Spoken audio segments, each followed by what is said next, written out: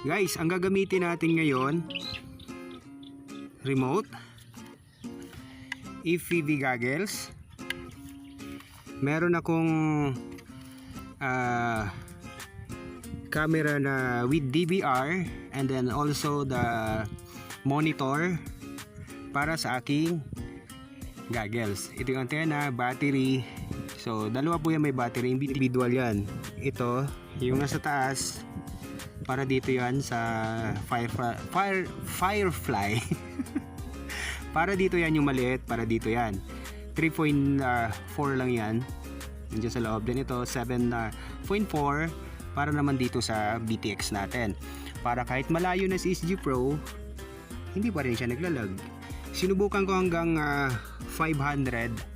So maganda pa naman siya guys, maganda pa yung kanyang transmission sa ating goggle. So kitang kita mo if ever meron kang gustong kuhanan na malayo sa'yo. So ito na yung sagot guys sa mga maraming nagtatanong sa akin. So paano ba natin to i-calibrate na hindi gamit yung cellphone?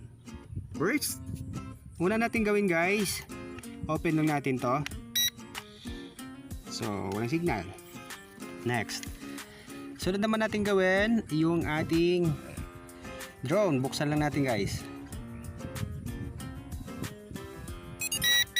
Okay, connected na po silang dalawa. So ang next na gagawin natin, ilong press lang natin to ang camera. Yes, ilong press lang natin yan. So ibig sabihin free na siya to calibrate. So ikutin lang natin to.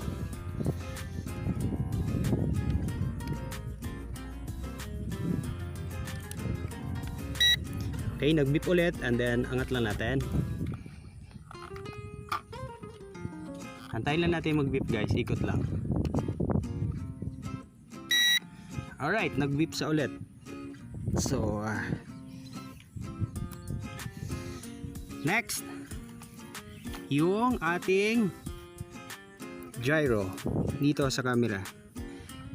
Long press lang natin itong speed. Magbi-blinking yan. So nag-start blinking, magbi-blink din yung drone, mag-slow yan.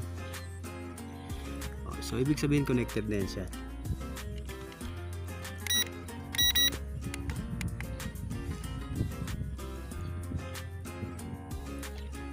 So next natin gawin guys, i-on lang natin yung ating BTX. Okay, next, on na natin yung goggles natin. So ayun na guys, so connected na siya. So para makita,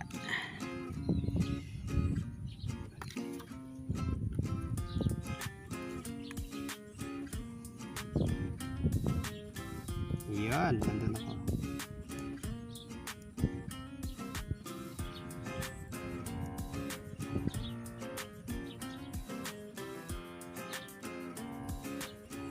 So ayun pala ako nakaupo.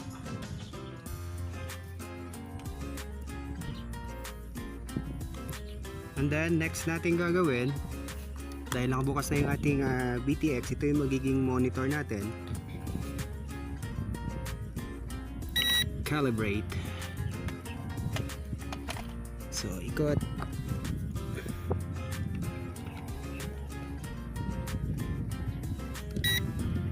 And up.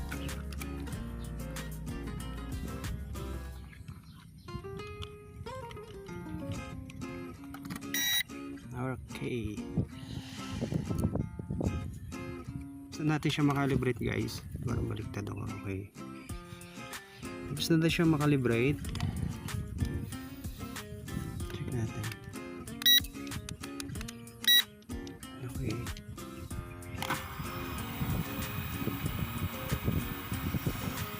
Yun.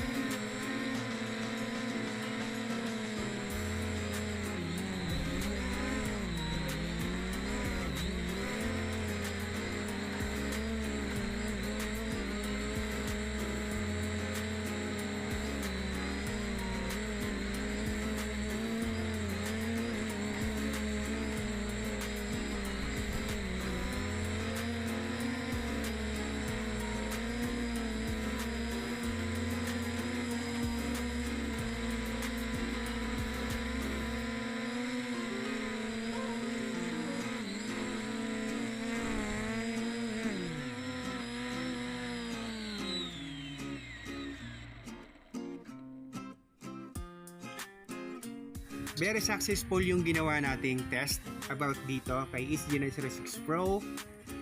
Meron lang ako napansin sa kanya. Before, nakuha ko yung 1,300 na range. Nakuha ko yon. Ginamit ko ang application na GPS drone. Yung ginamit ko na application doon. So maganda siya talaga. Abot siya na ganun kalayong range. Ang problema mo kasi doon FPV. I think ito ang BTX ko, abot kasi ng 1 km ito eh. 1 km malinaw pa. Oh, hindi na puputol yung ano mo dyan, view. So kaya ito yung ginawa natin. Very successful. Meron lang tayong napansin kapag hindi mo siya ginamitan ng application para i-calibrate yung drone, medyo hindi siya